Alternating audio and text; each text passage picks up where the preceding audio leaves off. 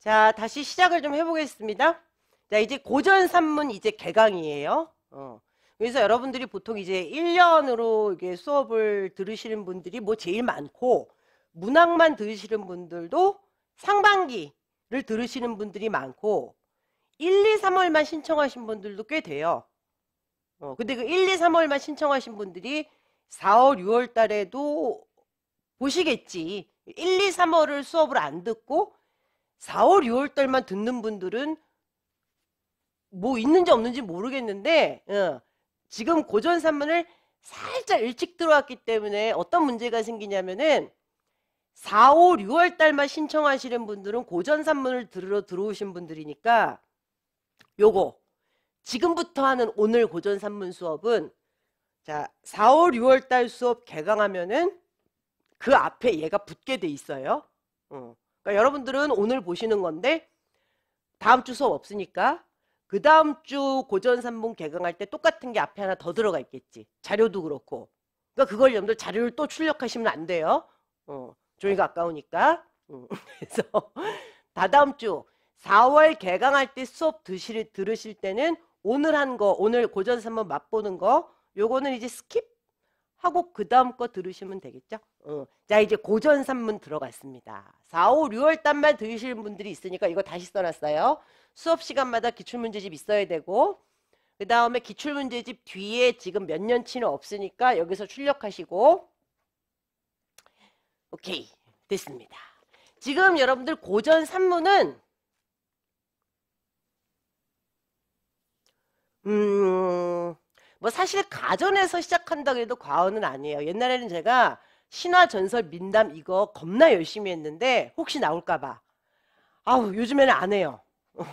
이게 고전 산문도 어차피 2문제 아니면 3문제란 말이에요.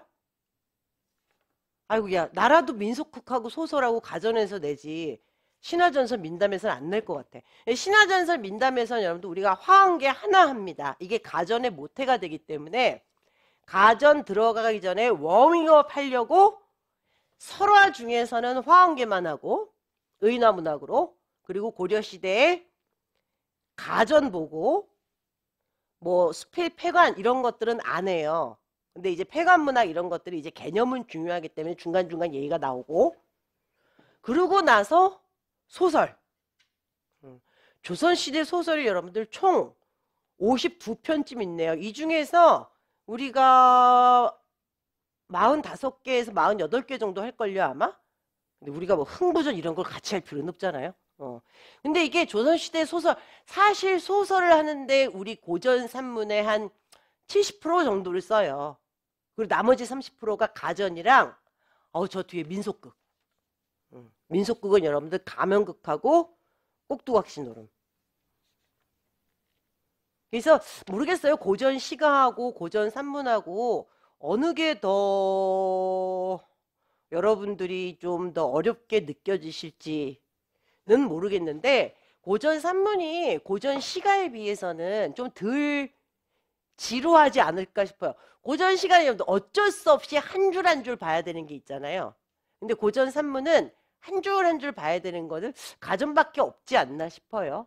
소설 같은 경우는 전체 줄거리 보고 그리고 중간중간에 그 기출 지문 있으면 보고 상습적으로 나오는 지문 이런 거 보고 약간 리듬이 빠르다 그래야 되나? 근데 여러분들 이것도 생각해 보세요. 얘도 11번에 끝나야 되는 거란 말이에요. 총 11번에 끝나야 되는 건데 소설만 해도 여러분들 50개라고 치면 이거 한 번에 몇 개씩 봐야 되는 거니? 그러니까 얘도 수업량은 사실 되게 많은 거죠. 주로 여러분들 가전, 소설, 민속극 에다가 우리가 시간을 씁니다. 나머지 것들은 여러분들 왜 안 해요? 그러신다면 안 나오니까 신화전설 민담 뭐 안 나오더라고요. 건국 이후로.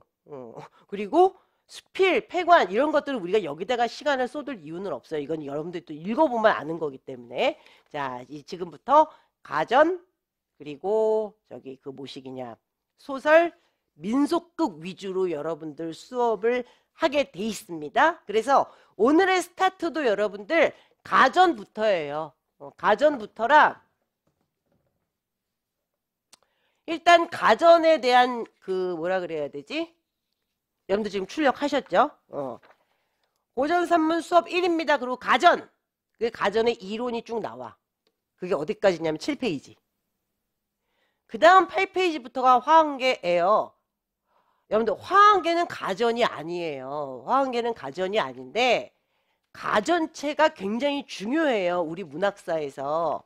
그리하여 우리가 공방전도 보고 국순전도 보고 국선생전도 보고 청강사자도 보고 저생전도 보고 정시제전도 보고 다 보는 건데 그 가전체 문학의 모태가 되는 화학계를 먼저 하나 봐줘요.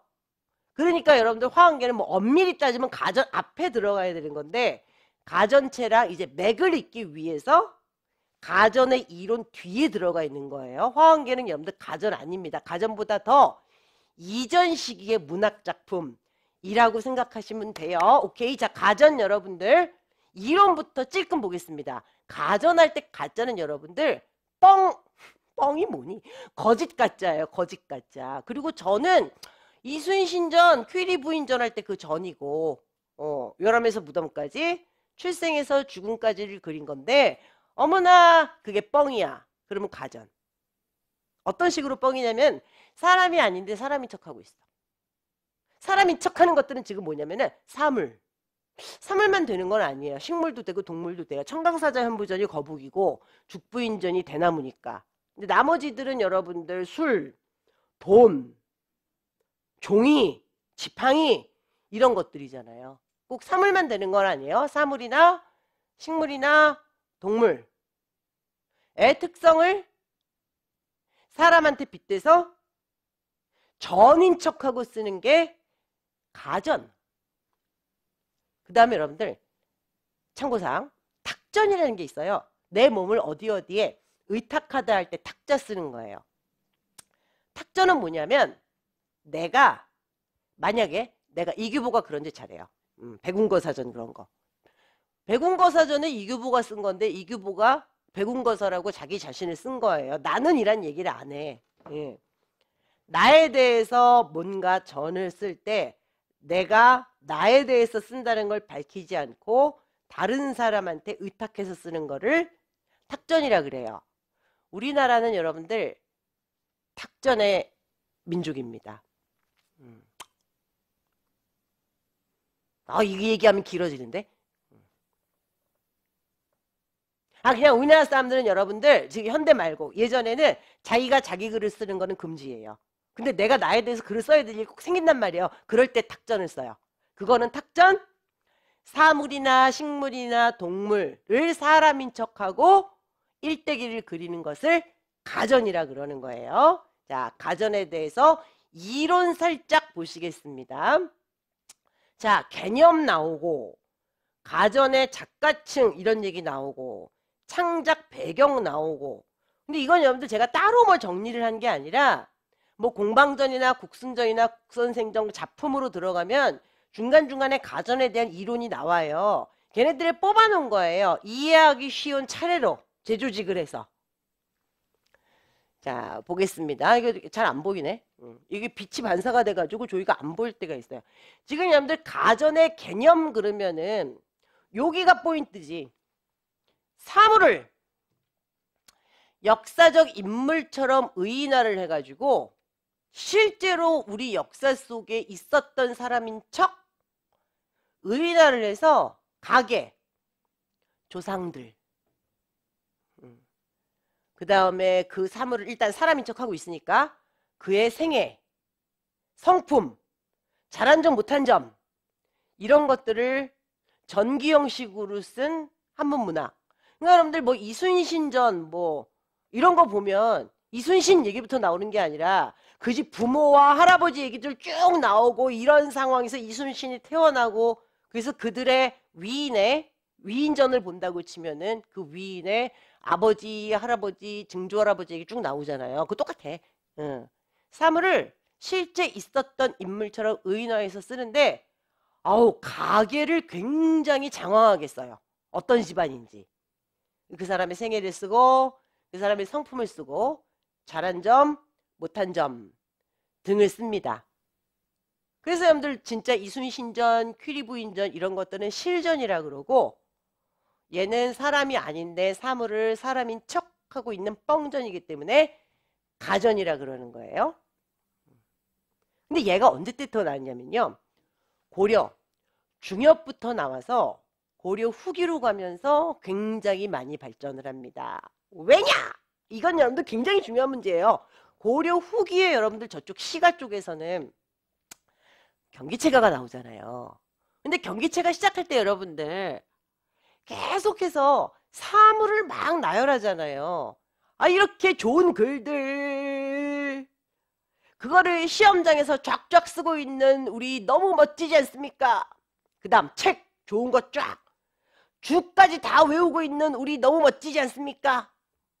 좋은 술 쫙 저거를 처마시고 있는 우리 정말 너무 훌륭하지 않습니까? 멋지지 않습니까? 짱 멋지죠? 이런 거잖아요. 근데 생각해보니까 경기체가 이전까지 고려가요도 그렇고 그 이전의 신라문학도 그렇고 시가에다가 그렇게 사물을 쫙 나열한 적이 없어요. 왜 그런지 곰곰이 생각을 해보면 곰곰이 생각한다고 사실 나올 문제는 아니야. 인간이잖아요, 우리가. 근데 그 당시에는 이 세상의 중심, 세상을 지금 이끌고 가는 거는 그냥 몽땅 다 인간이라고 생각한 거고 인간 이외에는 관심이 없었어요. 아유, 물론 그 전에 우리가 통 안 하고 지나가는 신화 전설 민담 이때는 신, 반신, 반인 이런 거에도 관심이 있었지. 근데 신화 전설 민담 시대 다 가고 그리고 나서 여러분들 본격적인 역사 시대로 들어오면서부터는 인간이 인간 이외에 관심을 둔 적이 없어요. 그냥 모든 문학 작품의 주인공은 다 인간이야. 인간지사.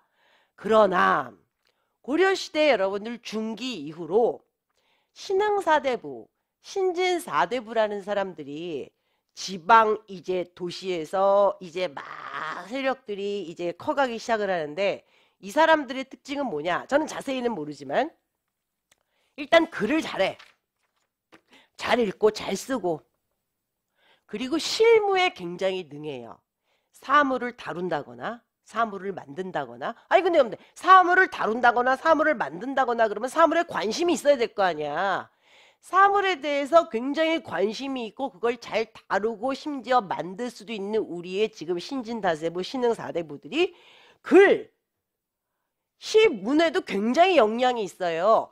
이 사람들에 의해서 문학의 관심 중에 하나가 물론 인간이 제일 큰 관심사지만은 인간 말고 또 하나의 관심사가 뭐였냐면은 사물에 관심이 이제 꽂히기 시작한 거예요. 그때 시가 쪽에서는 경기체가가 나왔고 이쪽 산문에서는 가전이 나오기 시작을 한 거야. 그래서 사물의 특성을 잘 뽑아내서 인간한테 갖다 붙이는 거예요. 그래서 사실 교훈을 주는 거지. 그러니까 여러분들 뭐 아주 기본적인 예를 든다면은 공방전.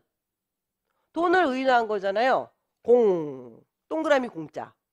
방, 정방형. 네모 방자. 공방, 엽전이잖아요. 사물의 특성. 근데 요런 인간이 있어. 겉은 둥글둥글하고 속은 목 안 온 놈. 구밀복검하는 놈들이지. 그러니까 저놈들은. 이런 식으로 여러분들 사물에 관심을 가지고 사물의 특성을 사람한테 빗대가지고 전으로 여러분들 문학을 이끌고 가는 거예요. 문학의 여러분들 주 관심사가 인간밖에 없었는데 사물에까지 그 시야가 넓혀졌다고 생각하시면 되는 거죠. 이게 고려 중엽 이후로 발전하기 시작해서 이제 후기 때 굉장히 많이 발전하게 됩니다. 그러니까 사물을 의인화한 건 이게 처음이에요. 처음. 지금 우리가 보기에는 그냥 단순한 시험범위지만 문학사적으로 보면 이건 이제 엄청나게 의미가 있는 거죠. 자, 사물을 의해서 정말 전처럼 쓴 거고 이거는 뻥전이라 그래서 가전이라 그럽니다. 근데 이제 가전 속에 나타나는 사람들은 나름대로 그 개성을 가지고 그냥 한평생을 사는 거예요. 근데 한평생을 살다 보면 희노애락이 다 있을 거 아니에요, 그 안에. 예. 근데 이제 우리나라 사람들이 이제 이야기를 만드는 습성상 못된 놈은 끝까지 못됐고 잘된 놈은 끝까지 잘 된 거지. 응. 자, 희비와 성세를 겪으면서 살아가는 것처럼 그려지는데 그 형식의 기원은 사마천, 사기, 열전에서 찾는 게 일반적입니다. 그러니까 사마천, 사기, 열전이 여러분들 사물을 의인화했고 이게 아니라 지금 사마천이 쓰는 사기, 열전 부분을 보면 어쨌든 한 사람의 출생에서 죽음까지를 쫙 그리고 마지막에 사신이 전하기를, 사씨가 말하기를, 역사를 전하는 나의 주관적인 평가가 들어간단 말이에요. 그 형식을 그대로 가지고 왔어요. 출생에서 죽음까지, 요람에서 무덤까지를 그리고 사씨가 전하기를, 사신이 말하기를, 그래서 지금 이 글을 쓰고 있는 역사를 전하는 나, 신하가 이것에 대해서 주관적인 평을 곁들인다 라 그래서 뒤에 첨부가 되어 있는데 그 형식을 지금 쫓아서 간 겁니다. 이게 가전의 뭐 개념이라면 간단한 개념이에요. 근데 사물에 관심이 여러분들 꽂히기 시작했다는 거는 문학사적으로 굉장히 좋은 점이다 나쁜 점이다 이게 아니에요. 너무너무 여러분들 획기적인 일이라는 거예요. 자, 이거 좀 봅시다. 고려 중엽 이후의 신흥 4대부들이 여러분들 이제 조선의 건국까지 그 세력을 가지고 가는 거예요. 저 신흥 4대부들은 사물, 돈이면 돈, 술이면 술, 지팡이면 지팡이, 종이면 종이, 그 사물의 내력, 속성, 가치, 어쨌든 그 사물에 대해서 굉장히 객관적으로 인식했어요. 그 객관적인 특성을 사람한테 빗대는 거예요. 자, 이 사람들이 가전이라는 양식을 만들어냅니다. 자, 이 사람들은 조선 건국 초까지, 조선 건국 때까지는 이 사람들이 뭐 아주 커다란 세력을 가지는 건 아니죠. 근데 원래는 지방 향리 출신들인데, 자, 이 사람들은 사물을 잘 알아요. 그러니까 실무, 기술적인 역량도 있고 문인의 소양까지 다 갖추고 있어요.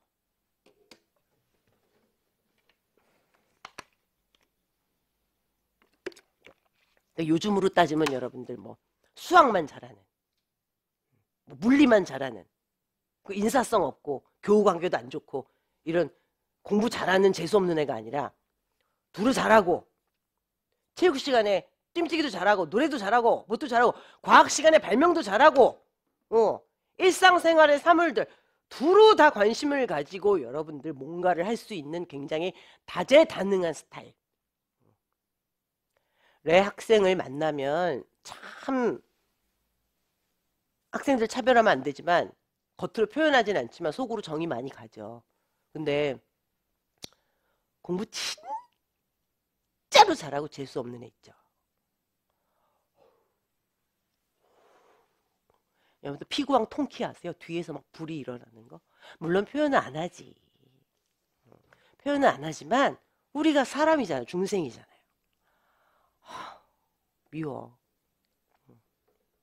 그리고 나의 베프였던 음악 선생님이랑 나랑 정말 둘이서만 이러고 얘기하는 얘기도 있었어요. 딴 데를 절대 얘기 안 하는 거. 아직까지도 기억나는 거 그거야. 있어요. 그 이름을 얘기하기가 좀 그렇고. 이 선생님이 나한테 먼저 그랬어. 야, 쟤 뭐 정말 잘못했다고 생각합니다. 근데 둘만 한 거니까. 쟤 사람 등쳐먹게 생기지 않았냐? 그랬어요. 어금니 물고 조금조금하게. 쟤 사람 등쳐먹게 생기지 않았냐? 사람 등쳐먹게 생기지 않았냐? 라고 나한테 물어봤어요. 그래가 아니 하는 짓도 그래. 근데 여러분들 관상이라는 게 있잖아요. 그걸 가지고 차별을 하거나 그러면 안 되는데 몇 살이야. 나이 차이도 얼마 안 났잖아요. 내가 너무 어릴 때 갔으니까. 걔가 고3이라고 생각하면 나랑 5살 차이 나는 거예요. 근데 그런 관상학으로 봤을 때 너무 무섭게 생겼어요. 진짜로 뭔 일 칠 것처럼 생겼어요.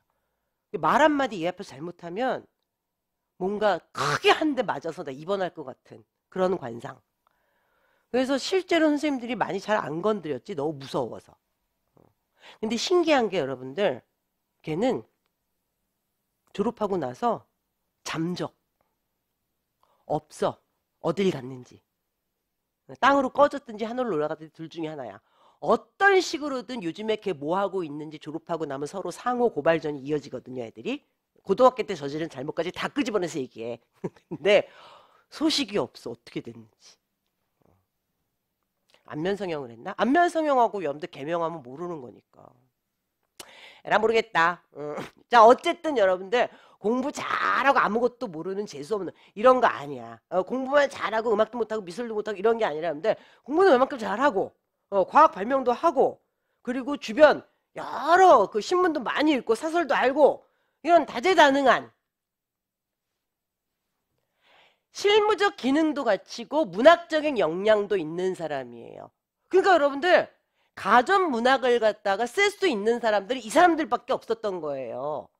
보통 그 당시에 귀족이라 그랬을 때는 사물에 전형적인 귀족들은 사물에 대해서 관심이 없고 실무적인 역량이 없기 때문에 사물에 대한 여러분들 기초 지식이 없는 상태거든.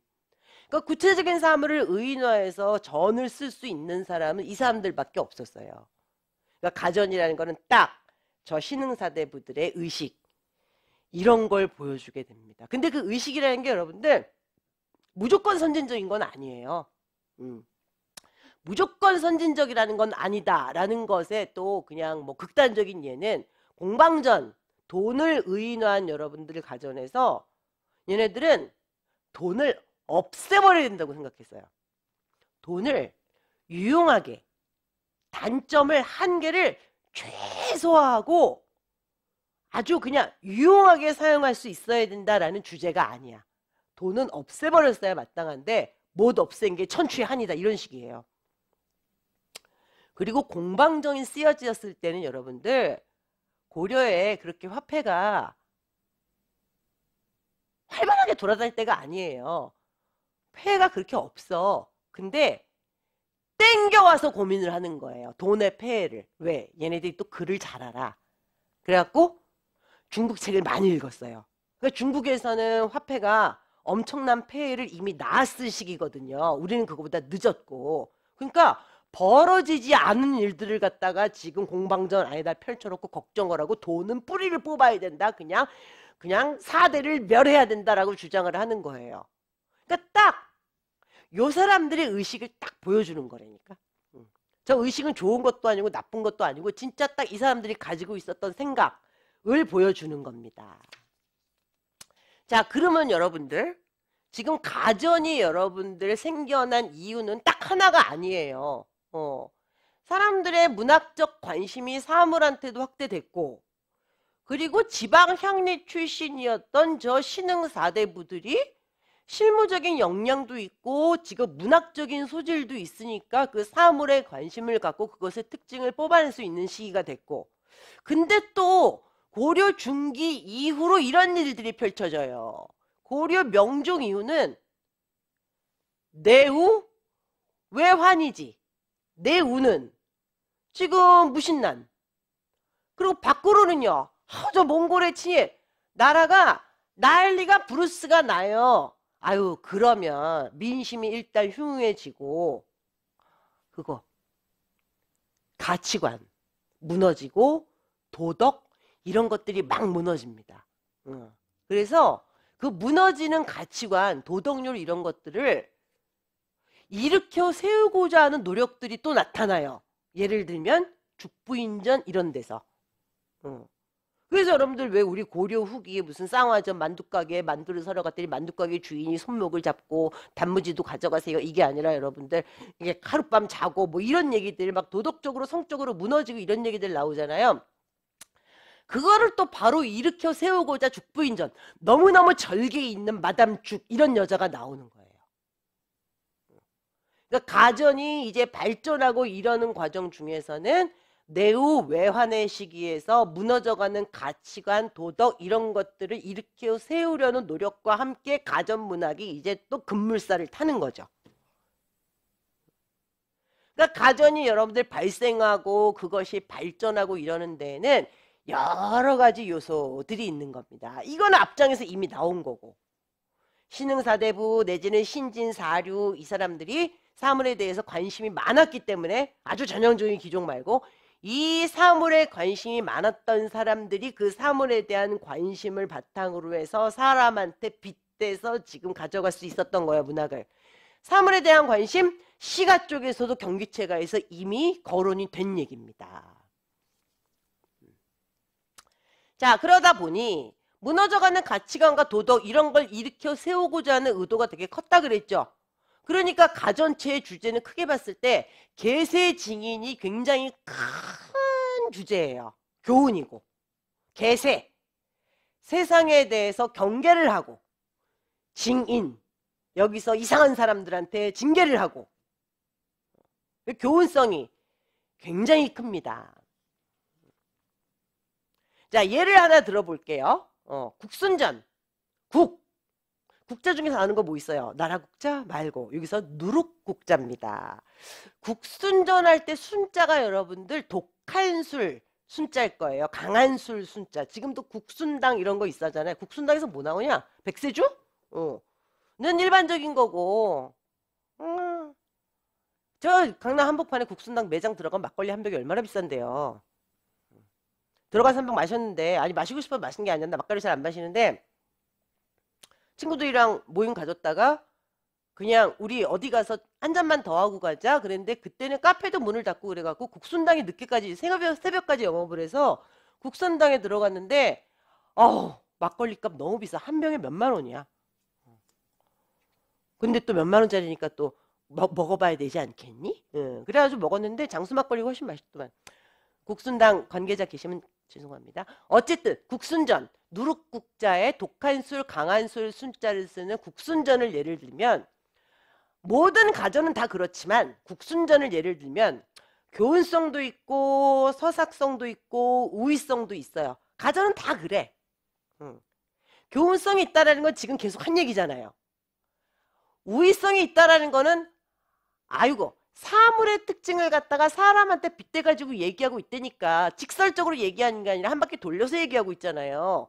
우위적인 얘기야. 이거 보세요. 사물을 의인하여 표현함. 술을 사람처럼 표현해서 풍자하고 있음. 우위적이죠. 이건 기본적인 성격 우위성. 근데 여러분들 이거 굉장히 중요해요. 뒤에 가서 계속 얘기가 나오겠지만 서사성. 이 얘기는 왜 나오냐면 이게 산문이잖아요. 또 읽어보면 재밌는 것도 있어. 얘는 소설이냐 뭐냐 사갈래법으로 봤을 때 얘가 이 안에 등장인물도 있고 사건도 있고 뭐 갈등도 있고 그래요. 그래서 가전은 기본적으로 서사성이 좀 있어요. 그러면 서사갈래냐? 또 그렇게는 못 따져 이게. 인물의 일생을 연대기적으로 서술하는데 그 안에 뭐 사물이긴 하지만 국순이라는 억지로 지어낸 가공인물이 나와. 근데 그 안에 국순이라는 사람, 원래는 사물이지만 술이지만 국순이라는 사람과 갈등 관계를 이루는 사람들이 나와. 그리고 갈등도 있어 심지어. 그러면 서사 갈래냐? 노. 서사성은 가지고 있어요. 서사성이라 그러면 여러분들 시간이 흐르고 그리고 사건이 벌어지면은 서사성이 있다고 보는데 이게 진짜로 서사 갈래라면은 작품 이 얘기를 해요. 작품 내적 세계의 독자성, 독립성이 보장돼야 된다라는 얘기들을 해요. 그게 소설이잖아. 소설 안에 나오는 서사 갈래라고 얘기하는 무슨 소설이나 희곡이나 이런 것들을 보면 그 안에 등장하는 세상은 완전히 가공, 지어낸 곳이잖아요. 근데 가전은 안 그래요. 실제 역사적 인물들이 너무 많이 나와. 실제 역사적 인물들이 너무 많이 나오고 실제 역사적 사건들도 계속 나와요. 그래서 작품 내적으로 독자적인 세계가 확보되지 않았다 그래요. 실제 세계가 계속 개입을 하는 거예요. 그래서 가전을 보고 아직까지도 싸움이 끝나지 않았지만 가전은 교술 장르라고 얘기합니다. 근데 이게 너무 확정적으로 교술 갈래다라고 또 빡 찍을 수는 없어요. 가사, 우리 지금 가사 공부하는데 시간 엄청 많이 썼죠. 가사를 보고 사람들이 교술 갈래라 그러거든요. 아, 그래? 최근에 한 거. 일동장유가, 연행가, 교술 맞아. 댄동어미 화전가, 아, 교술 맞아. 가르침을 주잖아요, 막. 댄동어미 화전가 빼. 일동장유가, 연행가, 실제 세계죠. 교훈도 줘. 그냥 또 상춘곡도 가사예요. 그냥 놀러 다니잖아. 그게 서정갈래 같지 않아요? 그러니까 우리가 문학을 사갈래로 나눈다 그랬을 때 서정, 서사, 교술, 극으로 나눈다 그랬을 때 요 경계선에 서 있는 애들이 경계 선에 서 있는 애들이 꽤 나와요. 산문으로 들어오니까 이제 할 얘기가 또 많아지는 거지. 그래서 이게 갈래상으로 봤을 때 얘가 교술이요, 서사요. 이것의 대표적인 1번이 교술. 아이씨, 가전. 가전은 교술 쪽으로 많이 기울었음. 9대1로. 저 뒤로 가면 이제 막 원생몽유로 이런 애들 나와요. 이거 너무 재밌어. 소설이야. 안 돼. 역사적으로 실존 인물과 실존 사건이 너무 많이 나와. 아니 근데 이거는 발단 위기 절정 결말도 있는 것 같아. 원생몽유록 같은 몽유록도 현재로서는 교술 쪽으로 기울었어요. 근데 얘는 막 7대3, 8대2가 아니야. 6대4. 그때 갈래에 대한 고민을 좀 해야 돼요. 그래서 여러분들 사물의 특성은 사람한테 빗댔어요. 우위성 있어. 얘는 뭐 현재 교술 갈래라고 사람들이 얘기는 하지만 그래도 서사성은 가지고 있어. 그리고 교훈성. 돈 안 좋은 애다. 국순전, 국선생전에서는 술은 좋은 점도 있고 나쁜 점도 있다. 저생전에서는 뭐라 그래야 되나? 왕조에 교체했다는 자신의 운명이라 그래야 되나 뭐라 그래야 되나. 얘네들이 일정 정도 다 교훈성은 가지고 있어요. 그래서 가전의 3대 특성이라 그러면 교훈성, 서사성, 우위성이라고 얘기를 합니다. 이거는 작품마다 우리가 계속 보고 지나갈 것들이에요. 지금은 맛만 본 거죠. 자, 그 다음 보시겠습니다. 지금 가전의 문학사적 의. 왜 어려워 갑자기? 이게 2009학년도 평가 모의고사에 여러분들 가전 문제가 한번 나왔는데 이건 여러분들이 한번 풀어보세요. 저거는 질적으로 너무 수준이 낮아서 우리가 같이 풀어볼 필요는 없고 객관식이에요.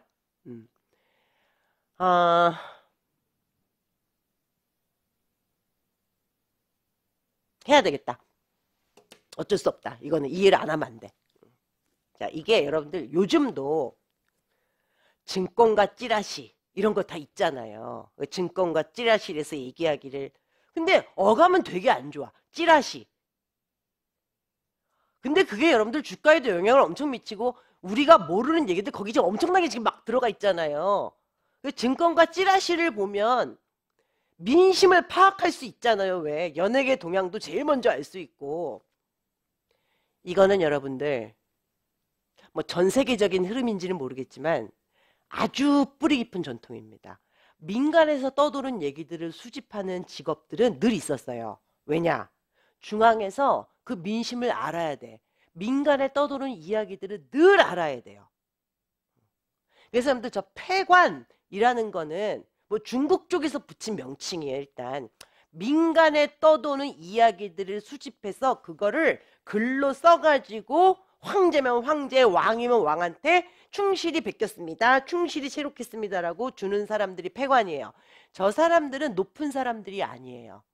그냥 민간에서 떠도는 얘기 한번 불러보시고 해서 그 자리에서 받아 적어가지고 갖다 바치는 것밖에 안 하기 때문에 폐관이라는 여러분들 관리는 아주 낮은 직업이에요.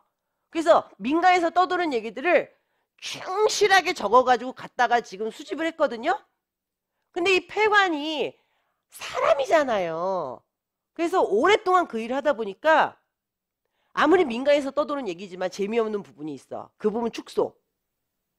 자기가 좀 더 넣어. 약간의 창작성을 넣어요. 그럼 어떻게 되겠어요? 민간에서 떠도는 얘기 그대로를 받아 적었던 시기에 폐관. 그 다음부터는 아유, 좀 자르고 붙이고 그래서 요런 얘기로 만들어. 중간은 비어. 재미없는 부분 자르고 중간에 살 좀 붙이고. 그래서 여러분들 폐관은 약간의 창작성까지도 가능합니다. 그러다가 그 중에 뛰어난 사람은 이걸 너무 많이 하다 보니까 완전히 창작을 할 수 있는 폐관들도 나타났겠죠. 저게 여러분들 폐관 문학의 또 흐름이라면 흐름이에요. 저거 보세요. 폐관 문학이라는 거는 원래 이 상태는 민간에 떠돌아다니는 이야기를 수집하기만 했어요. 그 다음부터는 여기 약간의 창의성을 여러분들 덧붙인 거예요. 근데 여러분들 가전 같은 경우는 아우 완전히 새롭게 창작을 하는 거죠. 그러니까 여러분들 저게 폐관이었던 사람들이 가전 문학을 창작하고 이렇게 연결시킬 수는 없지만은 문학의 발전 과정에서 창작성이 어느 정도였냐라는 거를 볼 때 폐관 문학이 없었으면은 가전이라는 것도 일어서기 굉장히 힘들지 않았겠느냐라는 거예요.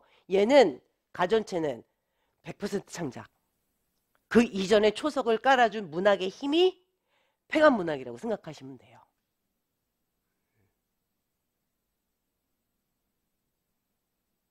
근데 이거는 지금도 자유로울 수 없는 거예요. 각종 인터넷 상에 여러분들 전 세계적인 민간에서 떠도는 얘기들이 있잖아요. 재밌는 화소들. 그걸 모아서 소설을 쓰고 그걸 모아서 드라마를 쓰고 그걸 모아서 영화를 만들고 이러잖아요.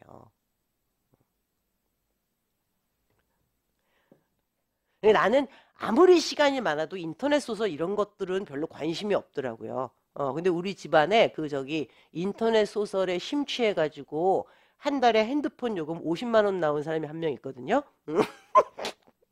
그래서 그 다음부터는 정액제로 끊어서 보더라고요. 2만 원인가 3만 원 내면 한 달 무제한으로 보는 거.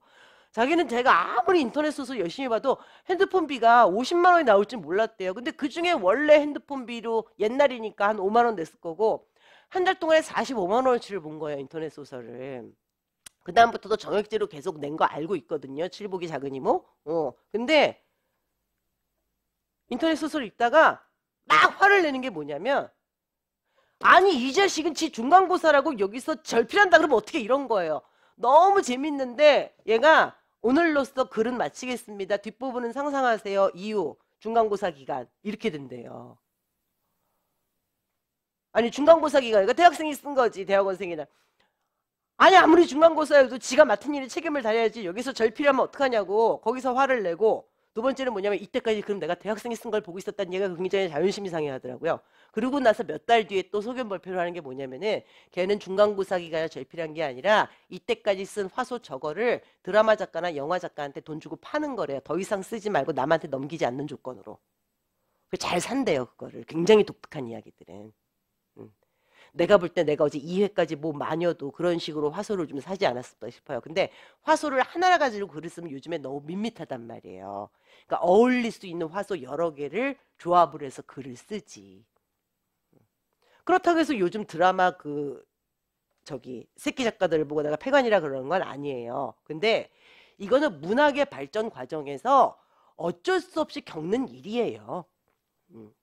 지금도 어떻게 보면은 약간 매체를 달리해서 반복되고 있다고 할 수도 있고.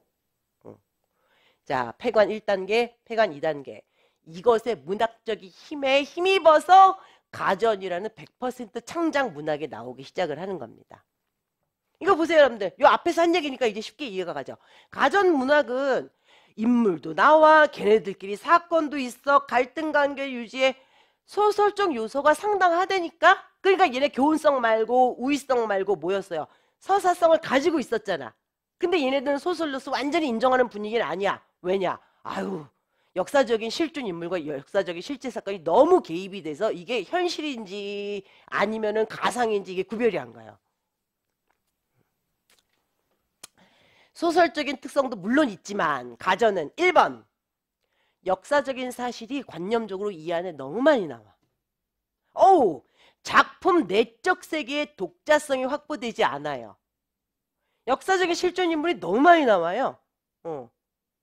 그리고 꾸며낸 인물과 꾸며낸 사건이라 그래도 너무 단순해. 형성화 정도가 좀 미흡합니다. 그래서 얘는 소설로까지는 뭐 인정하지 않는 분위기 라고 할 수 있어요. 설화하고 소설을 이어주는 교량적 구실을 했다 정도까지 여러분들 얘기를 합니다.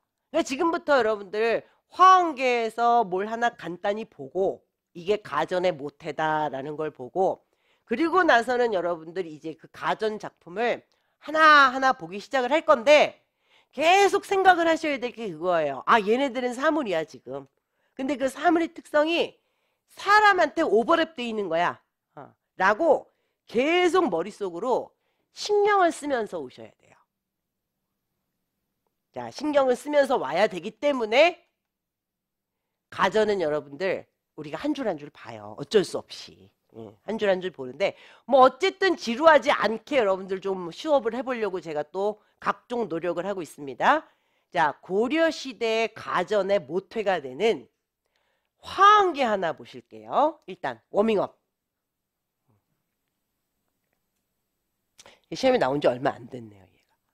근데 얘를 지금 우리가 못 풀어. 이거 푸8이라고 되어 있는 거는 기출문제집이 있는 게 아니라 출력한 거에서 고전산문 프린트 8페이지 있다라는 거예요. 얘가 다른 거랑 엮여서 나왔을 거예요. 아마. 갖고 지금은 우리가 못 풉니다.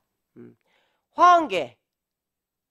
이게 다른 이름으로는 풍왕서라는 이름으로 정해질 거예요. 화왕계. 꽃들의 왕이 경계하는 게 아니에요. 꽃들의 왕에 대한 경계예요.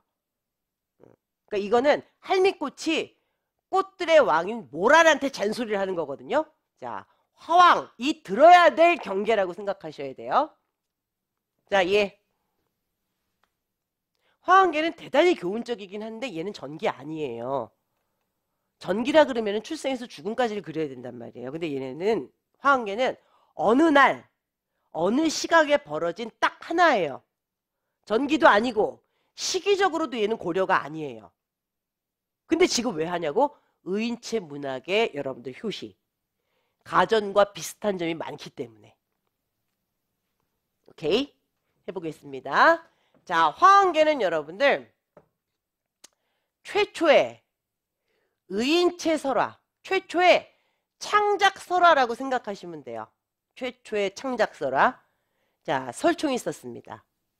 신문왕 들으라고. 어느 되게 평화로운 날 신문왕이 피크닉을 나가서 야, 뭐 좀 재밌는 얘기 없니? 그때 설총이 이 얘기를 해줬다는 거예요.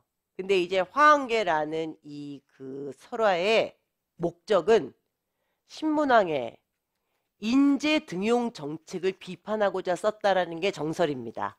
그러니까 신문왕이 뭐 신문왕의 업적은 잘 모르겠지만 자기한테 듣기 좋은 소리 하고 그리고 보기 좋고 자기한테 살랑대는 친인척 위주로 인재 등용을 하렸던 것에 설총이 불만을 가지고 인재 등용을 좀 똑바로 해라 라는 취지에서 신문왕이 누가 뭐 재밌는 얘기 할 사람 그랬더니 설총이 이 이야기를 들려줬다라는 거예요.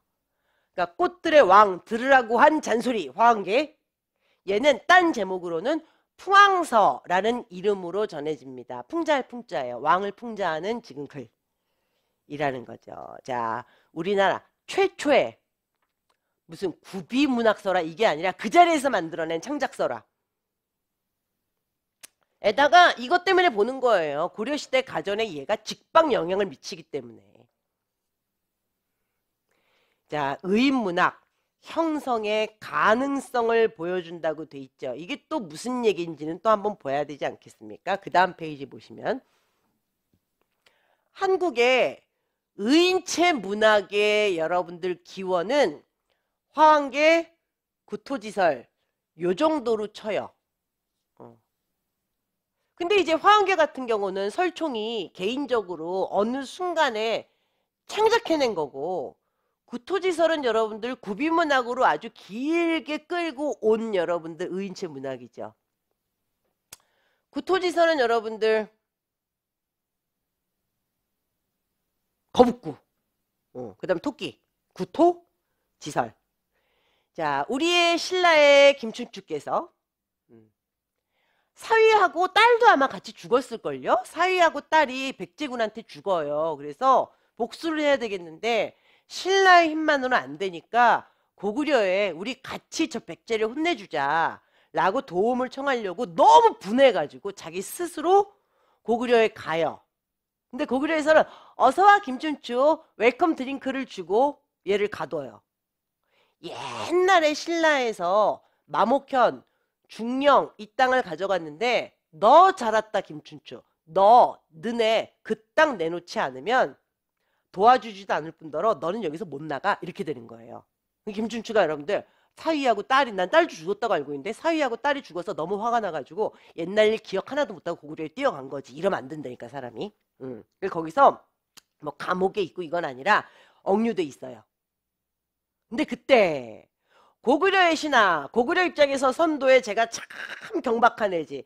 고구려의 신하 선도에를 꼬셔요 김춘수가. 그래갖고 우리 술 한잔 하자. 근데 한 잔이 두 잔 되고 두 잔이 5잔 되고 10잔 되고 그래서 고구려 신하 선도회가 거기서 거북이하고 토끼 얘기해 주는 거예요. 뻥치고 도망가라고. 아니 근데 그래서 고구려 왕한테 내가 가서 그러면은 저 땅 다 반환하겠다. 그리고 이제 돌아가겠다는 얘긴데 고구려 왕은 바보예요? 속겠어? 그 얘기를? 그러니까 선도회가 저 구토지설 얘기를 해주고 김춘추가 그걸 귀담아 듣고 그래? 나도 뻥치고 일단 도망은 가야 되겠는데? 그래서 고구려 왕한테 뻥을 쳐요. 뻥을 치고 고구려 왕이 저 자식 뻥 같은데 이거 어떡하지? 그러고 있을 때 신라에서는 아마 김유신이 물밑 작업에 들어갈 거예요. 김춘추 때문에. 다시 도로 우리 김춘추 내놓으라고. 그래서 주변 상황과 맞물려서 여러분들 나 김춘추가 지금 신라로 도망갔다고 알고 있는데 어쨌든 선도회한테 들은 거는 뻥쳐서 도망가라는 얘기를 듣기는 들은 거지. 이게 우리의 구토지설의 뭐라 그럴까요? 기원과 발전. 근데 그 구토지설은 또 살짝 어디 거랑 또 비슷하냐면은 인도의 용원서라. 저거는 여러분들 용인지 용의 마누라가 심장병에 걸려가지고 약을 구하고 있는데 원숭이 염통 꺼내 먹으면 다 낫는다 그래가지고 지상에 올라와서 원숭이 꼬시는 얘기예요. 그러니까 우리 구토지설하고 굉장히 비슷한 거죠. 자, 우리의 구토지설은 인도의 용원설화를 거쳐서 구토지설을 거쳐서 나중에 판소리 수군거가 되고 나중에 소설 별주부전이 됩니다. 갑자기 이 얘기 왜 하냐? 에이, 기출이야 이거. 기평으로 아마 기출일 거예요. 저기 아주 옛날에 2009학년도부터 객관식이고 2008학년도까지가 또 주관식이었잖아요. 그때 갑자기 이 얘기를 꺼내가지고 기입형인가로 이게만 났을 거예요. 여기서 이 얘기 왜 했냐고? 한국 의인체 문학의 기원은 저거 두 개예요. 근데 이제 삼국유사의 옛날 얘기로 전해져 내려오는 의인체 문학은 구토지설. 저거는 구전으로 굉장히 오래된 얘기고 어느 순간에 딱 특정한 개인이 창작해낸 창작 의인체서라는 여러분들 화한계. 자, 화한계 보충자료 2페이지에 상세 내용 있으니까 여러분들 읽어보시면 됩니다. 자, 그래서 우리가 화한계하고 구토지설에 대해서 의인체 문학의 기원 봤죠? 자, 족보 좀 보시죠. 자, 신라시대에 여러분들. 자, 구토지설도 삼국유사에 남아있는 거니까. 자, 신라시대의 화한계, 구토지설, 의인체 문학의 기원이에요. 그거를 고려에 가전이 받습니다. 그리고 조선으로 들어오면은 식물을 의인화한 거, 마음을 의인화한 거, 동물을 의인화한 거 여러 가지가 나와요. 뭐 현대로 들어오면은 여러분들 그 아동문학 아니면은 뭐 사실 의인체를 잘 안 쓰죠. 의인체를 잘 쓰지는 않는데 이게 여러분 나름대로 족보가 있습니다. 신라시대의 화한계와 구토지설 그거를 고려시대에 가전이 받았고 조선으로 들어오면은 식물, 동물, 마음 의인화한 것이 아주 다양하게 나오기 시작합니다. 오케이. 족보 보신 거예요, 족보. 이 기입형으로 굉장히 가능해요. 그리고 나서 화한계에 대해서 약간의 부대 지식을 더 보면은 이게 별거 아닌 것 같아도 굉장히 중요한 문제예요. 여러분들 힘을 내세요, 조금만. 꽃들의 왕으로 모란이 나와요. 그리고 그 옆에서 살랑살랑 대면서 왕한테 잘 보이려고 하는 애로 하늘하늘 걸어다니면서 시각적으로 이쁘게 보이려는 장미, 얘가 간신배로 나와요. 옆에서 충직한 신하, 내 말을 들으십시오, 이런 사람은 할미꽃으로 나와요. 아니 그러면 여러분들, 왜 꽃 중에 왕은 모란이야? 그리고 장미는 가시도 돋쳐있고 그게 나름대로 절개 있는 애예요. 아니 근데 왜 장미한테 간신배래? 할미꽃 별로 존재 가치가 없잖아요? 근데 걔 보고 왜 충신이래? 백두원 그래가지고 할미꽃을 충신으로 내보내. 얘는 나중에 문제 풀 때 이 얘기 나와요. 의인화문학은 의인화문학인데 모란이 왕이 돼야 될 특성? 없어. 여기서 장미가 간신이어야 될 특성? 없어. 그리고 할미꽃, 얘가 충신이어야 될 할미꽃의 특성? 없어요. 그냥 꽃의 느낌이야. 모란이 귀족적으로 생겼으니까. 장미가 사람 눈 혹하게 생겼으니까. 그 다음에 할미꽃은 평범하잖아요. 그러니까 뭐 누구 눈에 띄지도 않아. 그러니까 되게 충직한, 말없이 충직한 신하라고 그냥 인간들이 생각했던 고정관념으로 매칭을 시켜놓는 거죠. 근데 가전은 사물의 특성을 근거를 삼아서 이 사람한테 그거를 갖다가 오버를 시킨다니까요. 돈은 동그랗고 그 안에 네모가 있잖아요. 그래야 꿰니까. 그래서 공방이라는 사람은 겉으로는 원만한 척 보이지만 속으로는 아주 못난 놈으로 나온다니까요. 자, 나중에 가전에 가면은 사물의 특징과 사람의 특징을 근거가 있게 매칭을 시켜놔요. 여기선 근거가 없지. 그냥 모란이 가장 귀족적으로 생긴 꽃 같으니까 그냥 왕. 장미가 이쁘니까 간신 같으니까 그냥 안신. 이런 식으로만. 이게 여러분들 나중에 조선시대에 화사까지도 이렇게 됩니다. 사물의 특성과 상관없이 그냥 인간들이 맘대로 그냥 매칭을 시켜놓는 거예요. 뭐 어쨌든 여기서는 아직 워밍업이니까. 자, 모란! 사리분별을 제대로 하지 못하는 왕이에요. 간신 좋아하고, 그리고 이빠른 소리하는 신하 별로 안 좋아해. 장미 간신배예요. 부정적 인물. 백동 흰머리의 늙은이.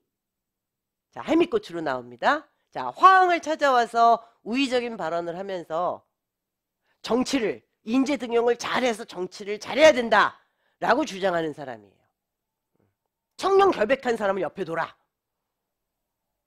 그래서 여러분들 여기서 그 백동 할미꽃이 허리에는 가죽띠를 두르고 손에는 지팡이를 들고 그러고 나와서 흰머리가 가득한 채로 왕한테 온다고 돼 있거든요. 그래 좋다 이거야. 허리에는 가죽띠라고 손에는 지팡이. 그래 검소한 인물. 흰 백발. 세상사를 많이 겪은 늙은이. 그래 할미꽃이 내가 흰색이란 것까지는 오케이. 근데 할미꽃이 허리에 가죽띠를 하고 있어요? 그건 또 아니잖아. 의인화를 시켰는데 사물의 특성과는 조금 별개로 그냥 매칭을 시켜놓는 거예요. 뭐 어쨌든 왕과 간신과 그 다음 충신이 나옵니다.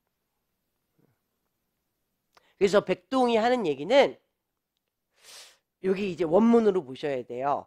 이빠른 소리를 자기가 해서 임금의 기운을 돋고 임금님 몸에 있는 독을 제거하는 충직한 신하가 되겠다 라고 얘기를 하는데 이거는 원문으로 보셔야 돼요. 원문으로. 좀 이따가 원문으로 보면 한자를 봐야 되잖아. 이게 실제 내용을 보시면은 신하의 유형을 뭐 3가지 또는 4가지로 나누는데 마지막 지금 스타일에 해당이 되는 거예요. 요거는 실제 내용 속에서 다시 한번 판별을 하겠습니다. 자, 그 다음 페이지를 보시면 또 화한계가 너무너무 짧아요. 얘가 너무너무 짧은 얘기인데 그래도 극찬을 받는 이유가 뭐냐면 요거 2번째 거. 옛날 소설에는 여러분들 조선시대 소설까지도 등장인물들의 갈등, 심적인 갈등, 독백 이런 것들이 나오질 않아요. 와, 근데 화엄계에는 한 줄이겠지만 왕의 심리에 갈등을 도입합니다. 이 와케나이도 이런 게 나와요. 이런 게 없었거든. 그래서 여러분들 작품의 특징이라 그러면은 왕의 심리에 어쩌면 좋지? 라는 내적인 독백, 갈등을 도입한 거. 그리고 얘가 굉장히 짧긴 한데 도입, 전개, 절정, 결말의 구조를 가지고 있어요. 뭐 위기 이런 건 없는데 소설 5단계에 거의 근접은 했어. 굉장히 짧지만. 그러니까 발단, 전개, 위기 없고 절정, 결말의 구조를 가지고 있다고 보는 거예요. 그리고 왕의 심리적 갈등이 잠깐 나오고. 그래서 이제 화한계라 그러면 아까 모란, 장미, 그 다음에 할미꽃 이런 애들 나오면서 자 비유도 뛰어나고 그리고 동시에 풍자 정신이 굉장히 뛰어난 작품으로 나옵니다. 자 한번 보시겠습니다. 여러분들 화한계 프린트 1번 프린트 보세요. 아우 나 오늘 여기까지만 할랜다. 여기까지 하고 가전을 딱 그 개강하고 시작하면 될 것 같아요. 자 화한계까지만 할게요. 마지막 집중. 화한계가 무슨 뜻이라고요? 꽃들의 왕에게 하는 잔소리예요. 다른 말로 뭐라고요? 풍왕서. 왕을 풍자하는 글. 이거 누가 썼다고요? 설총이. 왜? 신문왕이 재밌는 얘기 해보라 그래서. 그래서 설총이 인재 등용 정책을 비판하기 위해서 이 얘기를 했다는 얘기입니다. 너무 신기하지 않아요? 이 얘기를 했대요. 옆에다 받아 쓴 놈 누구니? 난 그게 늘 궁금해. 설총이 글로 써서 줬다. 그럼 내가 할 말이 없는데 설총이 신문왕한테 옛날 얘기를 했거든요. 아 이걸 누가 받아 써가지고 시험 범위로 남겨. 자 1, 2, 3, 4, 5번까지 있습니다. 1번 보세요. 화흥은 왕으로 태어났잖아. 향기로운 동산에 심어졌고 푸른 휘장으로 둘러싸 보호하고 봄이 오면 제일 이쁜 꽃이었어요. 그래서 왕이야.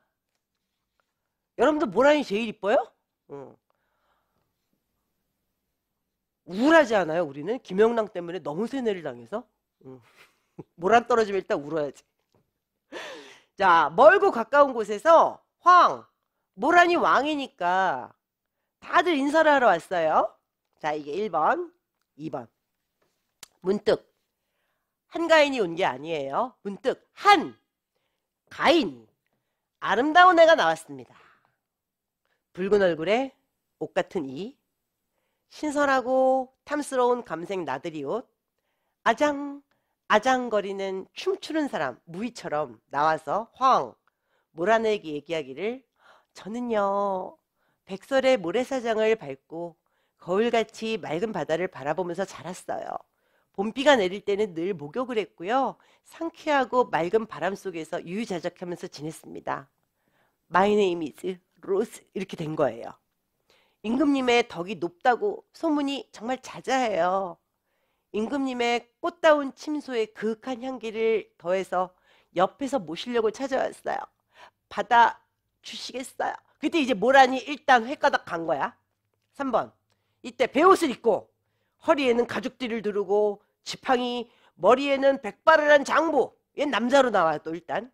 그래서 점선 박스 가죽띠는 검소한 인물이고 백발이라는 거는 경륜이 되게 많다는 거고 연륜이 많다는 거고 이 몸은 남자 목소리여야 되겠죠? 서울 밖 한길 옆에 사는 이름하여 백동 흰 대가리 노인네 아니 흰머리 노인네 나는 아래로는 창망한 들판을 내려다보고 위로는 우뚝 솟은 찬 경치를 늘 바라보고 컸습니다. 자, 그 다음부터 이제 신하의 유형이 나오는 거예요. 가만히 내가 보니까 임금 옆에 있는 지금 신하는 첫 번째 좌우에서 잘 보살피는 신하 중에서 고량과 향기로운 차와 술로 수라상을 받들어서 임금님의 식성을 흡족하게 하는 신하 즉 임금님의 식생활과 이거 체력 유지해주는 신하들 좋은 거 먹여야 되니까 왕한테는 이것도 필요한 신하죠. 고량진미할 때 맛있는 음식과 향기로운 차와 적당한 술과 이런 것들로 수라상 만들어가지고 임금님의 식성을 흡족하게 하고 정신을 맑게 해드리는 사람. 이 필요한 신하예요. 근데 백두홍은 자기는 이거 하려고 온 건 아니야. 또 고리짝에 저장해둔 양약으로 임금님의 기운을 돕는 신하. 그러니까 그 고리짝에 저장해둔 양약, 이거 좋은 거예요. 그러니까 요즘으로 따지면은 응급약, 비상약, 약통, 이런 데다가 좋은 약 이렇게 놔두고 임금님의 기를 아주 성하게 해줄 그런 신하. 그러니까 수라상 같은 신하, 그 다음에 인삼이나 홍삼이나 비타민, 이런 역할을 하는 신하. 근데 이게 늘 얘기하는 거지만 얘는 원래 한문이에요. 우린 지금 현대어 번역으로 보는 거고. 근데 이게 원래 1차 번역한 사람의 글을 웬만하면 살리더라고요. 그래서 이 부분이 사실 이렇게 되면 안 돼. 제가 거기다 느낌표를 여러 개 해놨죠. 느낌표를 여러 개 해놨는데 뭐냐면 문맥상으로 다시 가야 돼요. 제가 지금 옆에서 보니까 좌우에서 지금 임금님을 보살피는 신하는 맛있는 음식, 고량진미, 향기로운 차, 술, 즉 수라상 담당 신하도 있고, 그래서 그들이 임금님의 그 체력도 유지해주고 정신도 맑게 해주고, 또 저 약통에 저장해둔 양약을 가지고 임금님의 기운을 돕는 신하도 있지만, 이렇게 가야 돼요. 이거 계속 나열로 가면 안 돼. 그런 임금님의 기운을 돕는 신하도 있지만 저는 금석의 극약을 가지고 임금님의 몸에 있는 독을 제거해 줄 예정입니다. 이렇게 가야 돼요.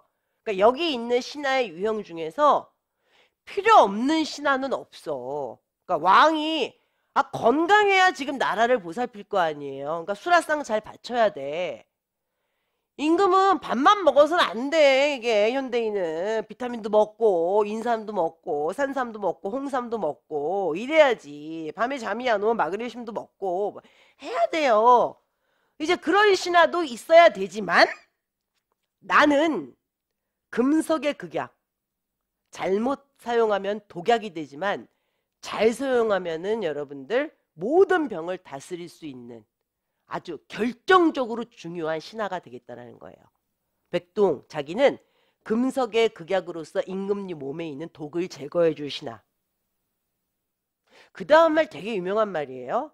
그래서 이르기를 비록 사마가 있다고 해도 군자된 자는 관계라고 해서 버리는 일이 없고 언제나 부족함에 대비하지 않음이 없습니다. 라는 얘기가 나와요.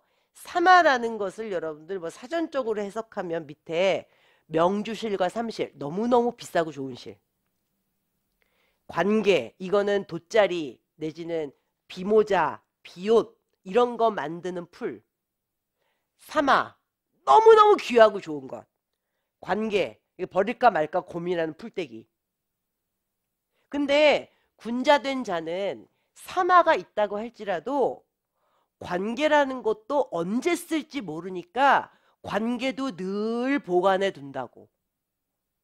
부족함에 대비하지 않음이 없다. 그래서 이 말은 여러분들 임용생으로서가 아니라 국문학도로서 언제 어디에 가든 써먹을 수 있으셔야 돼요. 비록 사마가 있다고 할지라도 관계라고 해서 버리는 일은 없어야 된다. 이런 거지. 그런 거 되게 일상적으로 많이 쓰는 얘기예요. 엄마가 야, 이 냄비 버릴까 말까? 엄마 이거 씹을 때 해온 건데 이거 버릴까 말까? 그러면 거기다가 비록 사마가 있다고 할지라도 관계라고 해서 버리는 일은 없어야 그것이 참다운 주부입니다. 그러면 엄마가 뿌듯해하죠. 저게 비싼 돈 주고 대학 보내놨더니 되게 유식한 말을 하는구나. 뭔진 잘 모르겠지만 이거는 화관계를 아는 사람만 아는 거예요. 자, 사마가 있어도 군자된 자는 관계라고 해서 버린 일이 없다. 그러니까 지금 백두홍은 자기가 겉모습은 모처럼 보이지만 관계처럼 보이지만 자기를 내치면 안 된다. 자기는 결정적으로 나중에 사마 같은 역할을 할 거니까. 중간에 그 느낌표 있는 부분 여러분들 의역 잘 하셔야 돼요. 이런 신하도 있고 이런 신하도 있고 이런 신하도 있지만 자, 나는 금석의 극약 같은 신하가 될 것이다. 그때 지금 모란 왕이 헛갈리는 거예요. 아이, 제 장미 쟤는 보기가 좋고 꽃다운 침소에 향기를 더해서 나를 모시겠다는데 백동 쟤는 쓸모가 있을 것 같고 고민이 돼. 4번. 한 신하가 화왕한테 말했습니다. 지금 두 사람이 왔는데 임금님께서는 누굴 취하고 누굴 버리시겠어요? 화왕이 야, 제 장부의 말도 도리가 있는데 제 장미 아름다운 애 가인 쟤는 지금 놓치면 다시 얻기 어려우니 이를 어찌할꼬? 왕의 심리적 갈등 도입 이런 거 없대니까 이 당시에는 왕의 심리적 갈등이 도입이 됐습니다. 자, 그러자 백동이 앞으로 나오면서 말했습니다. 제가 여기 온 것은 임금님이 총명하고 사리 판단이 잘 된다고 들어서 왔어. 근데 내가 지금 와서 보니까 너 완전히 똥입니다. 무릇 임금된 자들은 대부분 간사하고 아첨하는 사람을 가까이 하더라고요. 그리고 정직한 자, 입 바른 소리 하는 사람은 다들 멀리 하는 게 대부분의 왕이 그랬습니다. 난 당신은 안 그럴 줄 알았는데 당신도 그럽니다. 대부분의 왕이 그딴 식으로 노니까 맹자는 너무너무 능력이 있는데도 불우한 가운데 일생을 마쳤고 풍당이라는 너무너무 능력이 있는 사람은 난관이라는 하급 벼슬아치로 머리가 백발이 돼서 죽었습니다. 대부분의 왕들이 맹자나 풍당 같은 사람은 멀리 하더라고요. 왜? 자기한테 너무 싫은 소리하고 입 바른 소리 하니까. 당신은 안 그럴 줄 알았는데 당신도 지금 똑같습니다. 예로부터 왕들은 다 이러니 저희들 어떡하겠어요? 화왕은 마침내 내가 잘못했다. 장미야 가자 이랬을지 뭐 그건 모르지만 내가 잘못했다 이러면서 끝났다라는 거예요. 위기는 없죠. 근데 나름대로 발단 전개 절정 결말은 좀 있어요. 소설의 구성을 어느 정도 갖추고 있고 이 당시로서는 보기 힘든 등장인물의 심리적 갈등이 나오고 그리고 모란, 장미, 할미꽃, 의인화가 돼 있고 그렇지만 출생에서 죽음까지는 아니고 그래서 전은 아니에요. 그리고 신라시대 얘기다 보니까 전이라고 이름을 붙일 수도 없어요. 가전은 지금 고려시대 거니까 얘는 신라시대의 최초의 의인체의 창작설화라고 알려진 설총의 화왕계입니다.